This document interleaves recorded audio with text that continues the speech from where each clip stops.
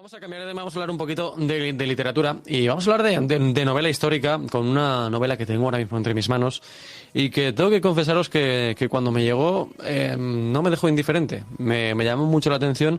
Es un tema que a mí personalmente me apasiona mucho, que es la novela histórica. Y estoy hablando de una novela que lleva el título de Las brujas de la noche. Su autor es José Luis Tarazona Rubio y nos acompaña ya al otro lado del hilo telefónico, así que le damos la bienvenida. ¿Qué tal? Buenos días, José Luis, ¿qué tal? ¿Cómo estamos? Hola, buenos días, Abel. Encantado de estar con vosotros. Bueno, José Luis, como decía, ¿no? Nos presentas esta novela, una novela que, como bien apunto, pues, a mí me ha despertado ese interés, porque es verdad que la novela histórica me tira mucho, tengo que confesártelo. Una novela histórica que, bueno, viene después de que tuvieras un gran éxito con tu último trabajo, con Die Glocke, que funcionó muy, muy bien, ¿eh? Sí, la verdad es que sí.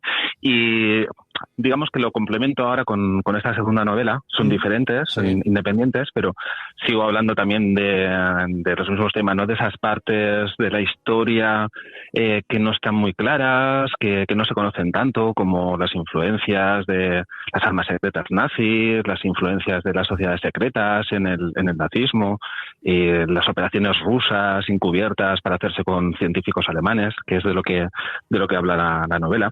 Y bueno, tratar de que las personas y los lectores, a través de una historia de ficción, porque la trama principal es ficción, conozca hechos, lugares y personajes reales que son muy importantes y son muy desconocidos.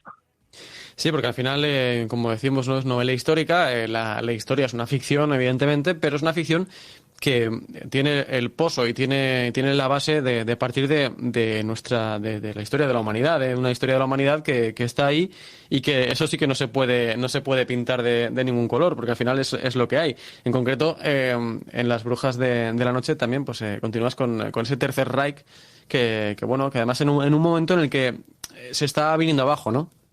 Exacto. La novela está ambientada en los últimos meses del Tercer Reich. Los alemanes están desesperados por conseguir armas secretas, las famosas Wunderwaffen, las armas maravillosas, Sí. para poder revertir, ¿no? Porque están acosados, ¿no? Los soviéticos están en Polonia, a las puertas de Alemania, los americanos, franceses, ingleses están al borde del Rin, y esto es un hecho histórico. Ellos trataban de desarrollar, sobre todo, aeronaves maravillosas que consiguieran ganar a los aliados.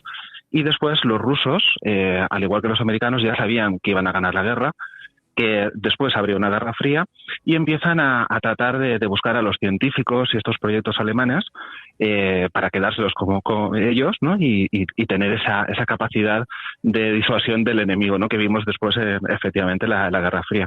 Entonces uso las brujas de la noche, que son los famosos pilotos de bombardero nocturno rusas, en unas misiones que ellas realmente hacían, porque ellas pilotaban aviones de la Primera Guerra Mundial. Imaginaros, aviones de papel, aluminio y madera y Madre poquito mía. más. Para que os hagáis una idea, las brujas de la noche eran unas pilotos maravillosas, eran increíbles, pero eran mujeres. Entonces los soviéticos no tenían muchos aviones y les dejaron pilotar los aviones de la Primera Guerra Mundial, que casi los usaban de entrenamiento, pero ellos los aprovecharon para hacer bombardeos y también para llevar, por ejemplo, espías o comandos tras las líneas enemigas, porque eran tan buenas pilotos que pilotaban de noche, apagaban los motores, conseguían planear con los motores de noche y aterrizar en cualquier sitio. Entonces, para llevar a soldados rusos tras las líneas enemigas, y sobre todo cuando al final de la guerra los rusos querían hacerse con los científicos y los complejos alemanes, pues les venía muy bien. Y de eso va la novela. La verdad es que es una historia súper interesante, ¿no? Como decía al comienzo. Para empezar, por el hecho de que a mí, como te digo, pues, cuando se trata de cosas que sí que han sucedido, que no podemos inventarnos, que están ahí, pues siempre tienen ese puntito extra, ¿no? Pero además, en concreto, la historia de estas brujas de la noche me parece maravillosa. El trabajo ese de sigilo, ¿no? Como bien nos apuntas, el trabajo de llegar ahí, pues me parece increíble. No sé cómo llegaste a encontrarte un poco con esta historia. Pues mira, al principio, a mí siempre aunque soy un pacifista irredento, siempre me ha gustado la historia de la Segunda Guerra Mundial. Es una contradicción, lo sé, pero es así. No, sí, es así. Y al principio siempre te interesas más pues las batallas, que es el desembarco de Normandía, que es Stalingrado, Pero después vas, a medida que vas creciendo o vas aprendiendo de historia, vas viendo esas otras partes, ¿no? Por ejemplo, lucharon casi 1 millón de mujeres en el ejército ruso. Por ejemplo, eso es muy desconocido. Sí, no, yo desconocía este dato. Por ejemplo, después había mujeres, todos conocemos a Vasily Zaitsev en Enemigos a las puertas, que también hizo Jude Law como francotirador. Pues la mejor francotiradora del ejército soviético era una mujer. Fue una mujer la que más alemanes mató. Entonces también es reivindicar un poquito, ¿no? En todas las guerras, por desgracia, las mujeres son muy importantes, más de lo que nos cuenta la historia, porque la historia la suelen contar hombres. Quería reivindicar un poquito también, ¿no? El papel de la mujer y también esa parte ocultista que hubo en el Tercer Reich, que hizo, porque todos pensamos, ¿no? Es que estaban locos. No fue tan así. Había muchas sociedades secretas, nacionalistas, que empujaron al nazismo hacia el poder.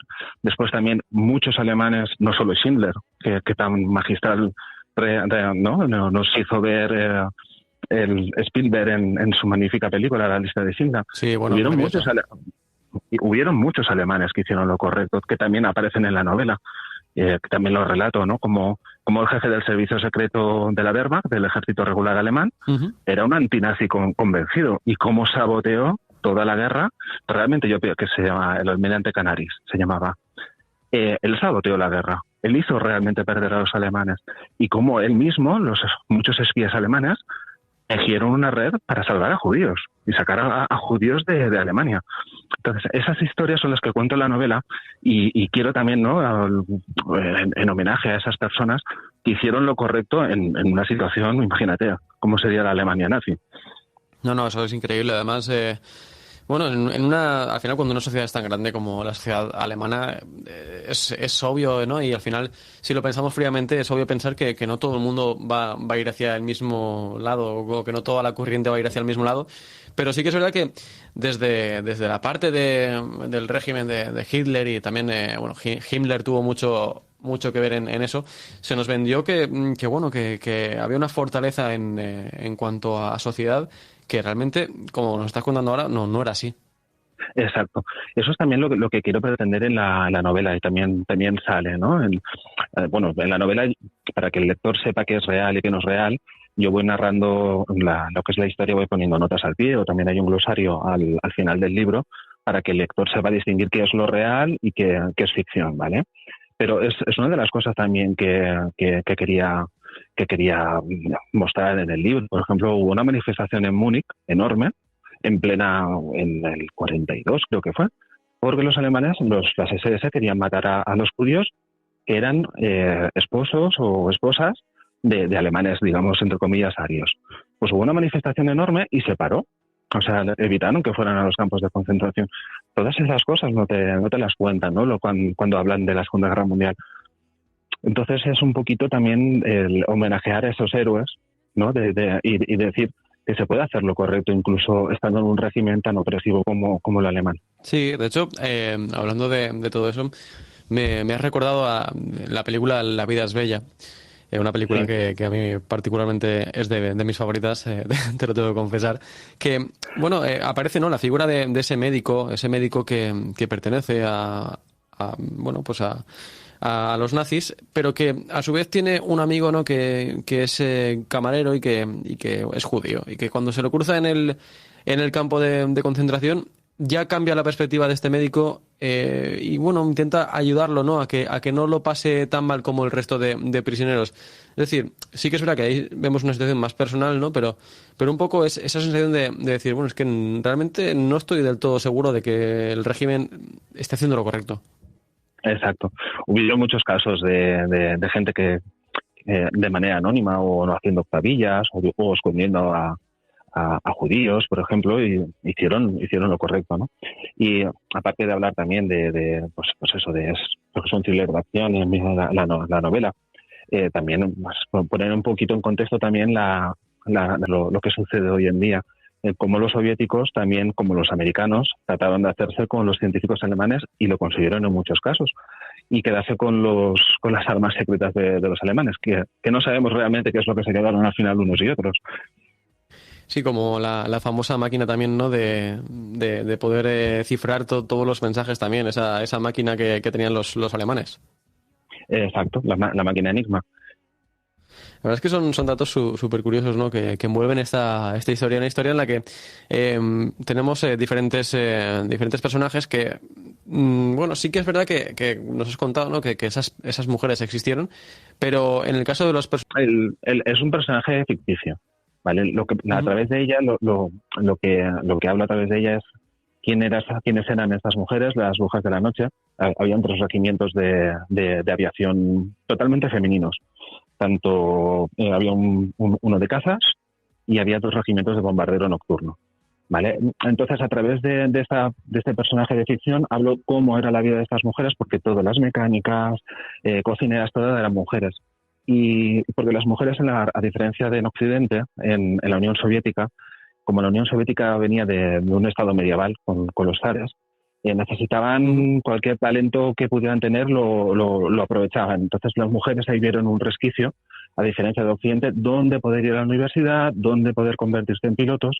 Y entonces estas mujeres al final consiguieron, porque quien creó estos regimientos se llamaba Marina Raskova, era la Amelia Earhart de Estados Unidos, digamos, pero de la Unión Soviética. Sí. Había hecho vuelos enormes de 3.000 kilómetros desde Crimea hasta Leningrado, o había ido hasta el Pacífico 6.000 kilómetros, que en la época eran hazañas. De hecho, era heroína soviética. Pues ella, que era amiga de Stalin, consiguió que las mujeres tuvieran 3 regimientos de aviación. Todo mujeres. Entonces, es muy curioso porque eran todas voluntarias. La mayor de ellas tenía 23, 24 años, imaginaros. Eran muy, muy, muy jovencitas. Pero sobre todo la camaradería, ¿no? Porque muchas eran historiadoras, otras eran físicas, otras eran químicas. Y entre las misiones también ellas se apoyaban y a las mujeres que no tenían cultura les daban clases de matemáticas, de lenguaje. Entonces, también poner en valor, ¿no? Esas mujeres que lucharon. Hay mujeres que lucharon, vamos, por ejemplo, hay un caso muy curioso de una mujer que perdió al marido en el frente, vendió su casa, lo vendió todo, se compró un tanque y se fue a la guerra para vengar a su marido. ¡Qué barbaridad! Por ejemplo. Y son esas pequeñas historias de la Segunda Guerra Mundial que no se conocen, porque la Segunda Guerra Mundial se ha escrito muchísimo. Eso te iba a decir. Exacto. La diferencia de mi novela con el resto es que hablo de estas pequeñas cosas o grandes cosas realmente, porque al final, digamos, son lo que da sentido a todo lo que pasó. Ponerlo de relieve y que el lector sepa estas pequeñas cosas que no son conocidas. Eso te iba a decir, porque no tiene que ser fácil hablar de un tema como este, porque evidentemente lo primero que te levantas en respeto, imagino, ¿no? Cuando se habla, cuando escribes acerca de algo como este suceso. Pero luego para continuar, claro, o sea, escribir algo acerca de la Segunda Guerra Mundial y no ser repetitivo o no acabar sin querer contando lo mismo que han contado otros, no tiene que ser un trabajo fácil, ¿eh? No, de hecho me llegó casi, pues, como casi toda la vida, ¿no? Te viene de sopetón, porque a mí me gusta mucho la historia, toda en general, ¿eh? Uh-huh. Desde sumerios, romanos, a mí la historia me encanta. Soy químico, pero es mi vocación, como creo que casi todos, cuando pueda estudiaré la carrera de historia. Eso creo que nos pasa muchísimo. Sí. Entonces, estudiando la historia de la Segunda Guerra Mundial, empiezas a encontrarte esas otras historias cuando ya lo conoces todo, lo que te ha contado Hollywood, lo que te han contado los libros de historia. Empiezas a ver estas pequeñas cosas que Spielberg tan maravillosamente te muestra, ¿no? Con la lista de Schindler, y dices, ostras, no sabíamos que eso había pasado. O como el embajador español que salvó a muchos judíos en Budapest. Entonces esas cosas empiezas, ostras, aquí hay mucho más de lo que nos han contado y merece ser contado. Entonces siempre con mucho respeto, porque a mí no me gustan los libros sangrientos, no me gustan personalmente. Sí. Para que el lector se haga una idea, es como ver una película de los años 50, 60, como El nido de las águilas o Evasión o Victoria y esas cosas, ¿no? Es para que se haga una idea. No, la violencia no me gusta mucho. Pero sí que creo que estas historias se deben de conocer, sobre todo para que no se vuelva a repetir lo que pasó, ¿no? No, al final eso sí que ahí estoy totalmente de acuerdo contigo. La historia hay que contarla siempre para no volver a cometer esos errores que se cometieron en el pasado. Y además, bueno, en un momento precisamente actual en el que la política a nivel global está muy, muy convulsa y lo tenemos además con una guerra ahora mismo también aquí en Europa, que bueno, que estamos viendo bueno, que al final cometemos, Es que, cometemos errores que se repiten, ¿eh? es que hemos de pensar, por ejemplo, en la Alemania nazi. Hubieron muchos, ya te digo, por ejemplo, la sociedad Thulia, que era una sociedad esotérica, es la que funda el partido nazi. Ujú. Una sociedad ocultista y espiritista, de gente muy nacionalista también. Se mezclaron muchas cosas en Thule. Ellos fundan el partido nazi. Dieter Ecker, que es uno de los fundadores del partido nazi, es el que da clases de oratoria y es miembro de Thule, es una persona esotérica, por ejemplo. Entonces, todas estas cosas van influenciando y sobre todo hay un personaje que a mí me encanta, a ver, me encanta entenderme, ¿no? Que me sorprendió mucho, que sale en la novela, Sí. que se llama Karl Maria Billywood. Este señor es el que organiza, porque los nazis lo que querían realmente es sustituir a todas las religiones y crear una nueva cultura y una nueva religión basada en el paganismo. Pues las bases de esa nueva religión las crea un señor que se llama Karl Maria Billywood, que era le llamaban el Rasputín de Himmler. Himmler era el jefe de las SS. Sí, señor. Pues este señor era un esquizofrénico paranoide que se tiró 3 años en un psiquiátrico. Este señor es Madre el que mía. organiza todo, es el que monta todo el espectáculo que hicieron los nazis, toda la iconografía, la montó un señor que era un esquizofrénico. Entonces, yo no sé hasta qué punto, como tú bien dices, a día de hoy, cuántos esquizofrénicos y a cuántos locos estamos haciendo caso y que nos está llevando a la gente normal a situaciones que no tienen ningún sentido. También que quiero con esto que la gente reflexione, ¿no? A ver, ¿qué es lo que nos dicen los políticos? Y me da igual de un color, de arriba o de abajo. Pongamos un poquito de freno y pensemos nosotros con la cabeza como ciudadanos qué es lo que nos está diciendo y quién nos lo está diciendo. Y por eso precisamente es tan importante también, pues eso, conocer la historia, ¿no? Y conocer qué errores se han cometido en el pasado y para eso pues Exacto. es importante hablar de ello, aunque podamos pensar que son temas tabú, porque la verdad es que, pues eso, como decíamos antes, ¿no? Da un poquito de respeto hablar de estos temas, pero hay que contarlos al final y también pues ahí está ese trabajo. No sé también... Tú Sí. que eres tan amante también de la historia, ¿no? Y que te gustan también este tipo de historias, José Luis, ¿qué es lo que más te ha sorprendido a ti cuando estabas preparando la novela, cuando te estabas documentando? ¿Qué son esas cosas que decías, ostras, esto yo alucino? Son las casualidades, ¿vale? Las casualidades, tanto en esta novela como en todas las novelas, sobre todo lo que más trabajo me lleva es documentar. Ujú. Y cuando te documentas y empiezas a ver cosas, dices, por ejemplo, una de las armas secretas, que de las cuales también en esta novela hablo, también hablo en la anterior, en mi bloque, se llama Jaunubo. El Jaunubo es el típico platillo volante de toda la vida, Sí, es tipo forma de casco. Bien, pues es muy curioso cómo los alemanes tenían diseños de siete modelos. No se han encontrado restos, ni tan siquiera prototipos, pero oye, es muy curioso que 5 años después de acabada la Segunda Guerra Mundial empiezan a aparecer platillos volantes en Estados Unidos, sí, sí, sí, ¿no? sí. Entonces dices, ostras, todas estas coincidencias, ¿no? Son las que más me extrañan. Pues igual algo pasó, igual sí que realmente o estuvieron a punto de construirlos o los construyeron y se lo han quedado los americanos y no han dicho nada a nadie y han Estuvieron tratado de testeando. desarrollarlo. Sí, al final algo que va muy de la mano ya no solo de la Alemania nazi, no solo de ese ejército, sino en general de cuando se producen guerras o cuando tenemos ejércitos tan potentes como el de Estados Unidos o como estos, lo que se produce es un desarrollo tecnológico que no somos conscientes de lo que hay detrás, porque realmente hasta que llegamos a ser conocedores de lo que se está desarrollando ahora mismo, alucinaríamos. Exacto, por ejemplo, Internet. Internet se ideó y se creó por parte de DARPA, el servicio de inteligencia americano, 20 años antes de que saliera a la luz y se hiciera público y que el público general.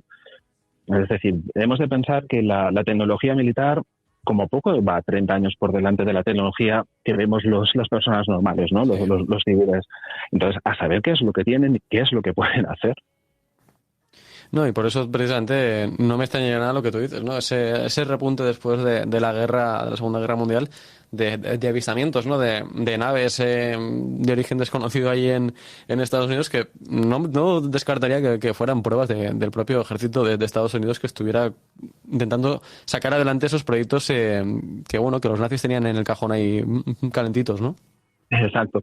Después también hay cosas muy curiosas, porque también hablo en mis novelas, en ambas, en Mi Gloque y en Las Brujas de la Noche, de la posibilidad de que los alemanes tuvieran una base en la Antártida.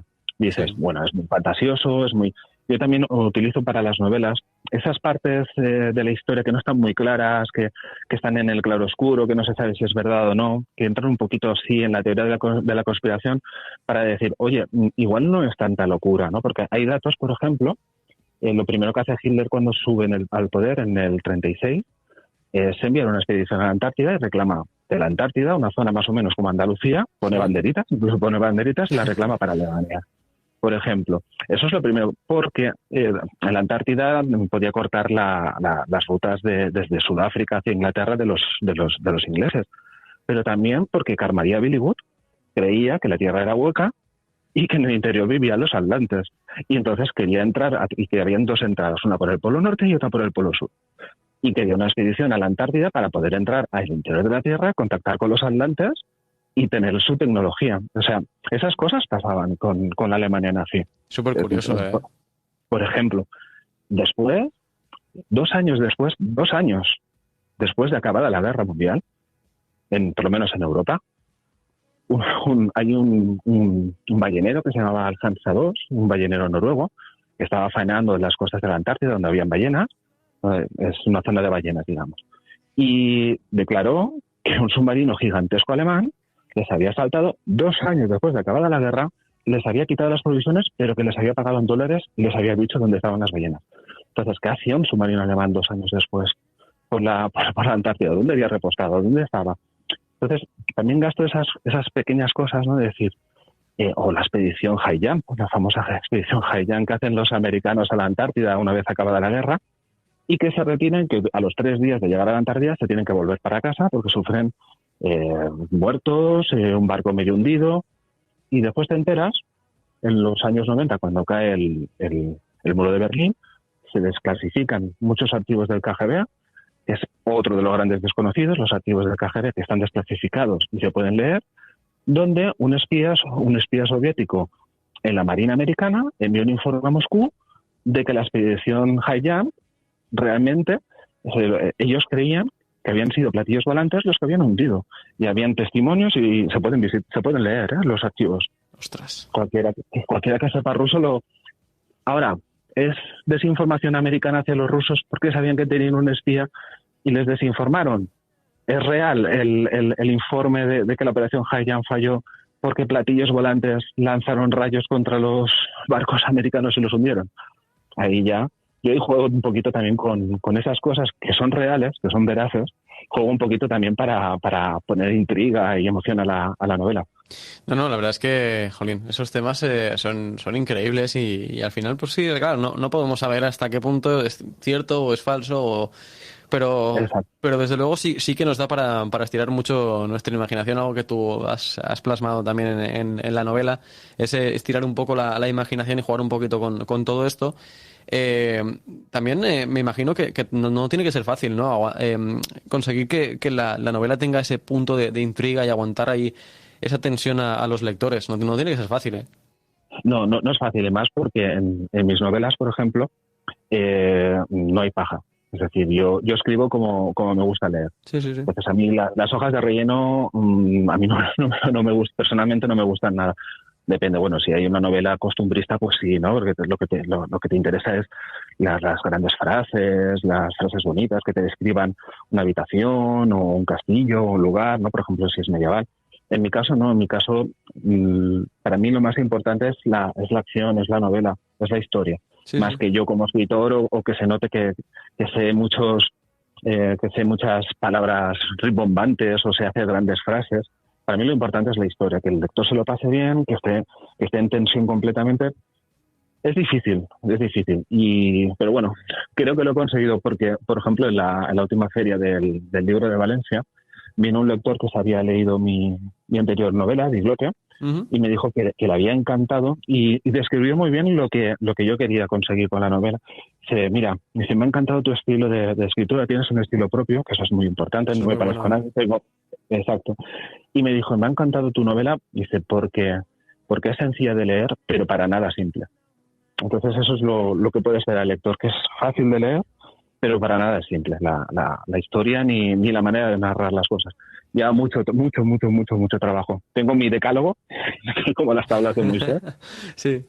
Y tú, que voy siguiendo a rajatabla para que la novela tenga mucha acción, tenga mucho movimiento y no, por ejemplo, tengo ahí, número 1, no nombrarás el nombre de protagonista en vano, no escribirás adverbios terminados en mente, y todas esas cosas te hacen escribir de una manera que realmente es efectiva, ¿no? Y por lo menos para el lector, que el lector sea ágil.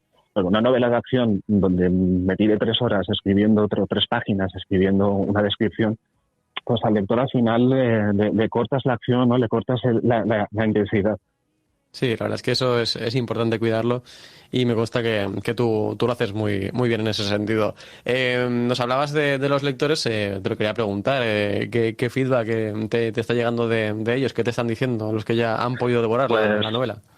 Pues la verdad es que les está gustando muchísimo la novela, sobre todo primero porque encuentran cosas que no sabían, muchos no conocían, que habían mujeres que habían luchado en primera línea, aparte de espías, ¿no? Todos conocemos a Mata Hari, pero mujeres que habían luchado en primera línea de combate como soldados, por ejemplo, eso le ha extrañado a mucha gente, o la historia de que habían alemanes dentro del ejército que boicoteaban a Hitler o al régimen nazi, y sobre todo la trama. La trama les encanta, ¿no? Por la intensidad, y todos la mayoría, ¿cuándo viene el otro? ¿Cuándo viene el otro? ¿Cuándo sigues el otro? He tenido fans ya, ¿cuándo vas a sacar? ¿Pero 2 años? ¿Cómo que 2 años? Pero al final salen las novelas. Pues es bueno que la gente esté ahí Sí, expectante también y esperando que sigas escribiendo, que de hecho a mí me han chivado que sigues escribiendo, ¿no? sigo escribiendo. Estoy escribiendo la 4.ª novela, Ujú. la que quiero que salga en 4.º lugar, digamos. La 5ª ya la tengo terminada, Ah, qué bueno. digamos por orden, la 5ª la tengo terminada, pero la que quiero que salga en 4.º lugar, pues ya tengo publicadas 3, ya sí, voy más o menos, la mitad más o menos, por ahí, más o menos tendré de escrito. Y ahora después la 5ª saldrá enseguida porque ya está terminada. Qué bueno, qué bueno. Y aún Además, tengo muchas novelas en la cabeza. sí, sí, no, claro, o sea, me imagino que eso no para, ¿no? Que Exacto. estás ahí Esa es enseguida. la fortuna que tengo, ¿no? Que tengo, gracias a Dios, tengo mucha imaginación, y escribir no me cuesta. Me costó mucho encontrar mi estilo, qué estilo quería de escritura para el tipo de novela que hago. Ujú. Eso en la primera novela me costó muchísimo, en El despertar de Helios. Es una novela apocalíptica que va de una tormenta solar. Y eso me costó, pero bueno, una vez ya yo tengo muy claro qué estilo, cómo quiero escribir y de qué forma, las historias, gracias a Dios, es un poco como Stephen King, ¿no? Que es mi ídolo, por cierto. Qué bueno. ¿Qué pasaría si se junta una bruja con un vampiro en Manhattan? Pues, y de ahí Stephen King te saca una novela. Yo, gracias a Dios, también tengo esa facilidad para contar historias.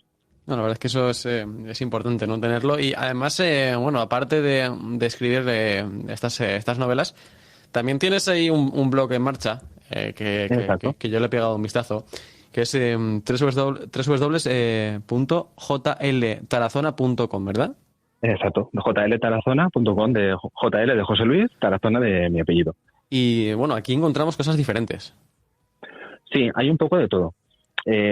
Hago artículos que complementan las novelas, porque claro, por ejemplo, hablar de esoterismo en el nazismo, pues puedes hacer una enciclopedia entera. Sí, Es sí, decir, sí. no puedes ponerlo todo en una novela. O bueno, si quieres hacer una novela de 6.000 páginas, igual, pero el lector igual le da un infarto de tantas páginas.